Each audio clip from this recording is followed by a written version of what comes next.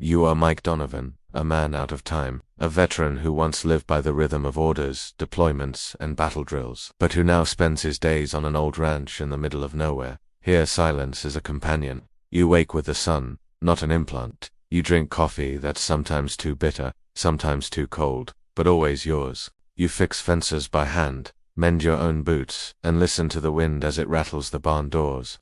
The world out there, the glittering cities with their glowing towers and humming drones, feels like another planet, and you're glad for the distance.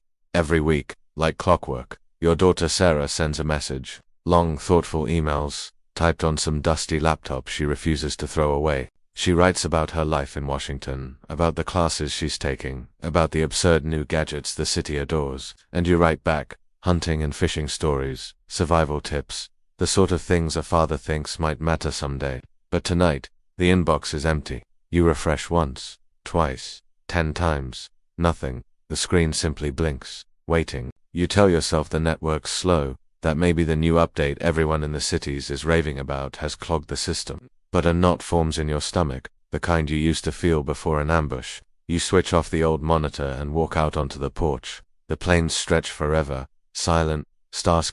In the distance, you see a faint shimmer above the horizon, like a pulse behind the clouds. You close your eyes. The ground seems to tremble, just for a moment. Maybe it's your imagination. The next morning, you saddle your horse, 30 miles east. The nearest village might have answers.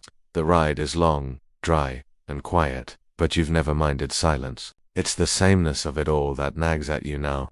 When you reach the town, everything looks perfect, too perfect. Cars are parked in exact rows, as if aligned by some invisible hand.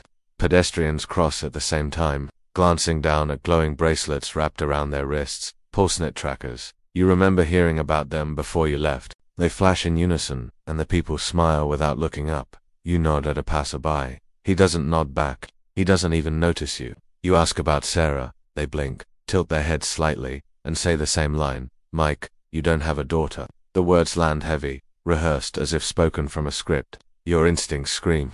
You retreat to your horse and ride back across the empty plains. The village's eerie calm echoing in your mind. That night, unable to rest, you haul out the old military decoder from your storage shed, a boxy piece of tech no one in the city has touched in 20 years.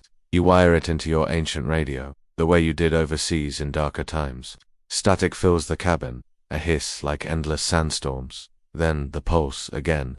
A slow, steady beat. You twist the dials, filtering noise, narrowing the signal. Patterns emerge, bits of sound, fragments of speech, numbers falling into place. You recognize the rhythm. It's military, old, but altered. And then you hear it, a voice, broken by static. Sarah's voice. Dad, listen. They know. They're watching. Not just here.